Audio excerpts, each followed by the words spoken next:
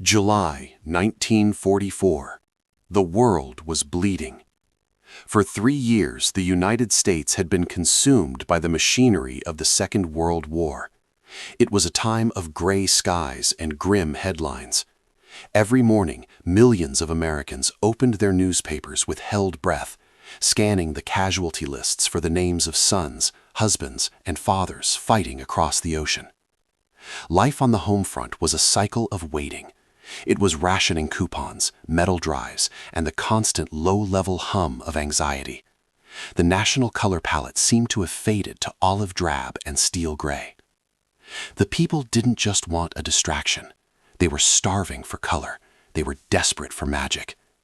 And then the trains arrived. If calm, real historical stories like this matter to you, consider subscribing. On July 5th, the steel wheels of the Ringling Bros and Barnum and Bailey Circus screeched to a halt in Hartford, Connecticut. They brought with them a world that defied the war. They brought elephants from Asia, lions from Africa, and performers who seemed to defy gravity itself. For the city of Hartford, this wasn't just a show, it was a holiday. Thursday, July 6th, dawned as a perfect summer day. It was hot, humid, sticky, typical for New England, but the sky was a piercing blue. By noon, thousands of people were streaming toward the Barber Street grounds. But look closely at the crowd. Look at the faces in the archival photos. You see women, you see grandmothers, and you see children. Thousands of children. With the men at war, this was a day for the mothers who were keeping the country running. Many had called in sick to their factory jobs just to be here. They wore their best summer dresses. The children clutched bags of peanuts and cotton candy, vibrating with an excitement that only exists when you are 7 years old and about to see a monster. They were walking into the greatest show on earth. They didn't know they were walking into a tomb. To understand the tragedy, you first have to respect the monument. The Big Top wasn't just a tent. It was a cathedral of canvas.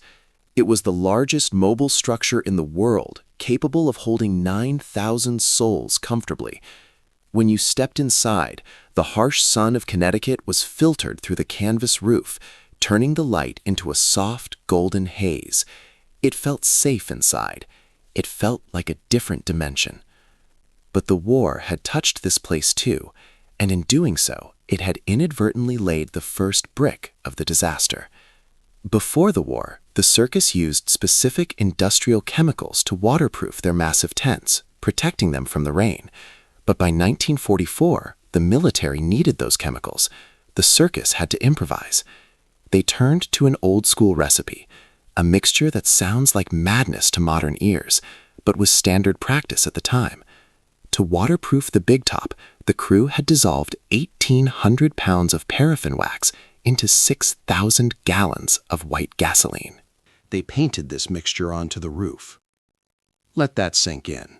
The roof wasn't just canvas. It was 19 tons of fabric soaked in gasoline and wax. It was essentially the world's largest candle waiting for a match. But the 7,000 people sitting on the wooden bleachers that afternoon knew none of this. The show began at 2:15 p.m. The atmosphere was electric. The band, led by the legendary Merle Evans, struck up a thunderous march. The parade began. There were polar bears. There were clowns piling out of tiny cars. For the first 20 minutes, the world was perfect. The war was gone. There was only the smell of sawdust, the taste of sugar, and the thrill of the spectacle.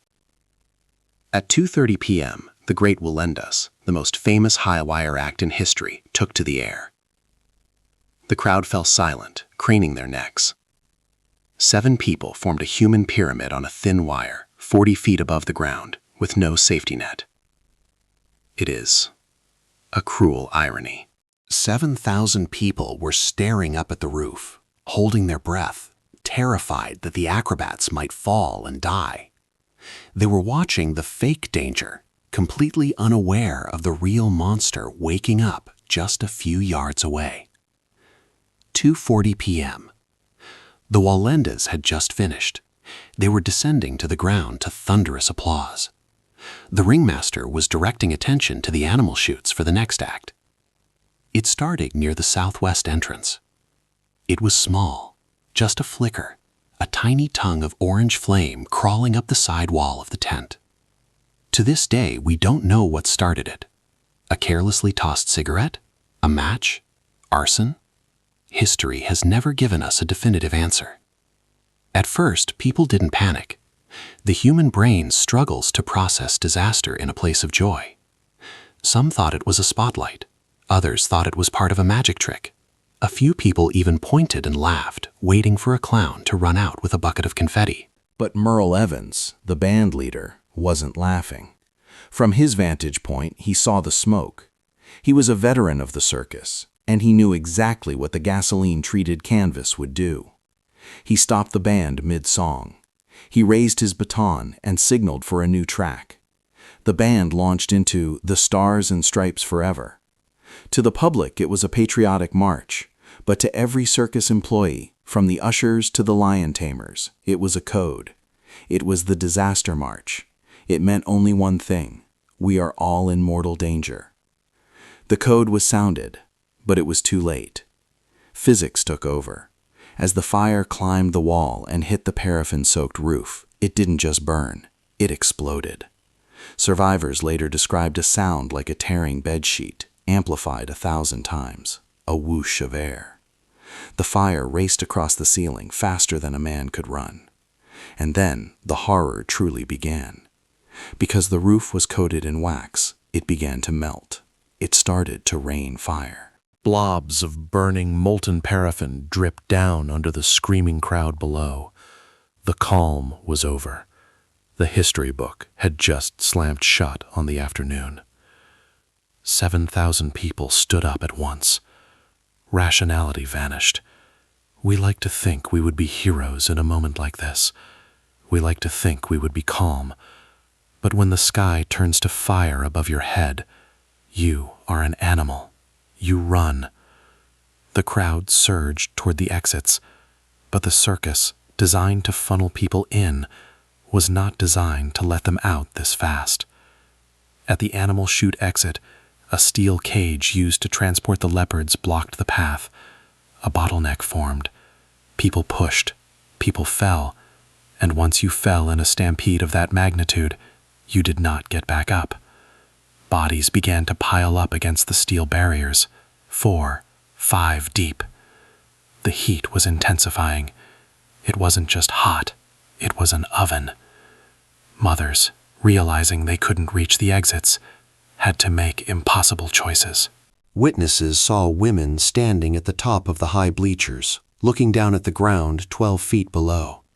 They kissed their children and then threw them over the side, praying that someone, anyone, would catch them. "Save my baby!" That was the chant of the day. Inside the ring, the heroes emerged.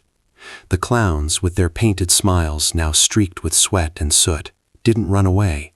They ran in. They grabbed children. They guided people away from the blocked exits. The band kept playing, even as embers burned their uniforms, trying to keep the crowd moving with the rhythm. But the fire was too fast. In less than 10 minutes, the massive main poles, the masts of the ship, burned through. With a groan that sounded like the earth splitting open, the poles snapped. The burning remnants of the big top collapsed, blanketing everyone who hadn't made it out. Then, the screaming stopped. It took less than 10 minutes to burn the greatest show on earth to the ground. But the scars would last for a century. As evening fell over Hartford, the smoke cleared to reveal a field of horrors. The ground was littered with thousands of shoes, abandoned in the panic. Chairs were twisted into abstract art by the heat. 168 people were dead. More than 700 were injured. But the tragedy wasn't just in the numbers, it was in the details. Because the fire had been so hot and the trampling so violent, identification was a nightmare. A local armory was converted into a makeshift morgue. That night, families walked down rows of cots, lifting sheets, looking for a familiar ring, a watch, or a dental filling. And amidst the tragedy, a mystery was born. One body remained unclaimed, a little girl, perhaps 6 years old, with blonde curly hair. She looked as if she were sleeping. No one came for her. No one knew her name. She became known as Little Miss 1565, named after the tag number on her cot.